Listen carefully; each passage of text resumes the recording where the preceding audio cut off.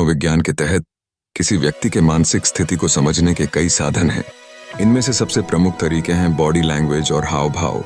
क्या आपने कभी सोचा है कि एक साधारण नज़र किसी की भावनाओं को कैसे प्रकट करती है? आंखों की दिशा और गति से हम जान सकते हैं कि कोई व्यक्ति क्या सोच रहा है।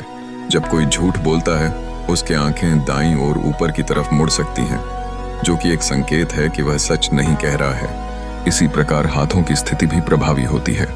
जब कोई व्यक्ति अपने हाथों को ऊपर उठाता है तो यह आत्मविश्वास का संकेत होता है। यदि हाथ जेब में हैं या शरीर के करीब रखे गए हैं तो व्यक्ति असहज या घबराया हुआ लगता है। साथ ही शरीर की मुद्रा भी विचारों की स्पष्ट तस्वीर देती है। यदि कोई व्यक्ति आपके करीब आने से बचता है तो यह समझा जा सकता है कि वह आपसे कुछ छिपा रहा है। इसके अलावा बातचीत के तरीके भी महत्वपूर्ण भूमिका निभाते हैं। जब कोई झूठ बोलता है तो वह अक्सर सवालों से बचने की कोशिश करता है।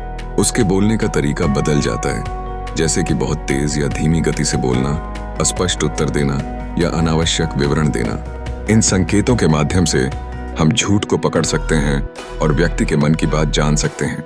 इसके अतिरिक्त माइक्रो एक्सप्रेशन को पहचानना भी एक महत्वपूर्ण तकनीक है। ये चेहरे के भाव होते हैं जो केवल कुछ सेकंड के लिए प्रकट होते हैं और व्यक्ति की वास्तविक भावनाओं को दर्शाते हैं।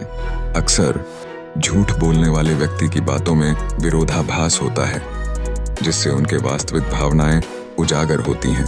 किसी व्यक्ति के व्यवहार में अचानक परिवर्तन पर ध्यान देने से भी हमें उसके मन की स्थिति का पता चलता है। कभी कभी दिल की आवाज पर भरोसा करना भी आवश्यक होता है। यदि आपको किसी व्यक्ति के व्यवहार में अजीबता महसूस होती है तो उसे अनदेखा न करें। यह अक्सर सही संकेत होता है। अंत में मनोविज्ञान के माध्यम से हम यह समझ सकते हैं कि कोई व्यक्ति हमारे बारे में कितना सोच रहा है। अगर वे हमारी गतिविधियों को बिना सचेत किए दोहराते हैं तो यह संकेत है कि वे हमारे बारे में बहुत सोचते हैं।